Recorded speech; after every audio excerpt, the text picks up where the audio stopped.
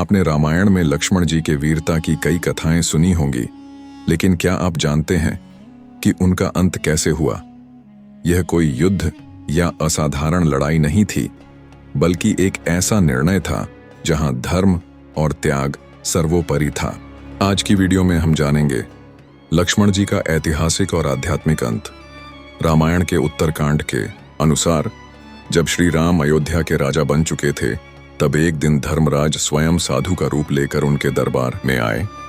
उन्होंने श्री राम से एकांत में वार्ता करने की इच्छा जताई और शर्त रखी कि अगर कोई तीसरा व्यक्ति इस बातचीत में बाधा डालता है तो उसे मृत्युदंड देना अनिवार्य होगा।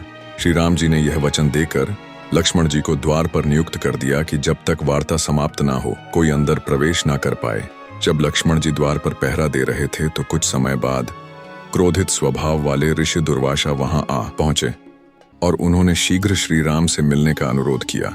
लक्ष्मण जी ने समझाया कि प्रभु अभी महत्वपूर्ण वार्ता में है, इसलिए आप प्रतीक्षा करें। ऋषि दुर्वासा ने क्रोध में कहा कि उनका श्री राम से अभी मिलना अत्यंत अनिवार्य है और यदि ऐसा नहीं होता तो वे पूरी अयोध्या नगरी को श्राप देकर भस्म कर देंगे। लक्ष्मण जी धर्म संकट में फंस गए कि एक ओर आज्ञा पालन है और दूसरी ओर संपूर्ण नगरी और प्रजा की रक्षा। अंत में लक्ष्मण जी ने प्रजा और नगरी की रक्षा के लिए अपने प्राणों को समर्पित करना उचित समझा और उन्होंने अंदर जाकर श्री राम को दुर्वासा जी के आगमन की सूचना दी। वार्ता के बीच में लक्ष्मण जी के विघ्न डालने पर श्री राम का हृदय टूट गया, पर उन्हें धर्मराज को दिए वचन का पालन करना था, इसलिए उन्होंने लक्ष्मण जी का त्याग कर दिया और अपने ही भाई को मृत्युदंड देने का निर्णय लिया।